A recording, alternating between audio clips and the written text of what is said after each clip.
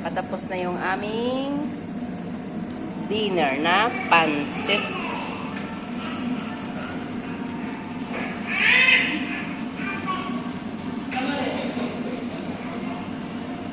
Siya. Ilang minuto na lang, kakain na din kami.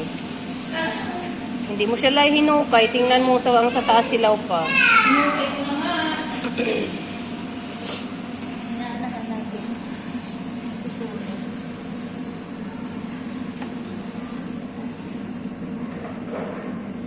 Yummy! Yummy! Yummy! Yummy! Yan na siya.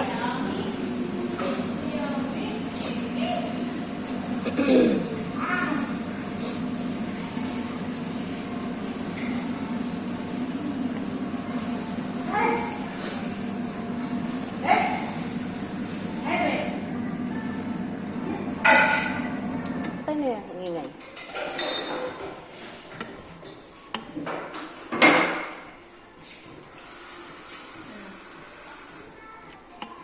Sakto na?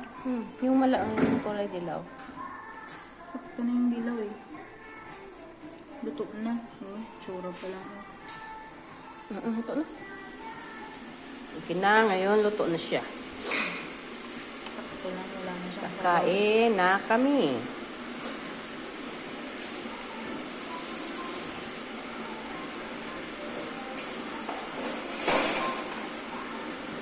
Ayan po, si Ate Lai.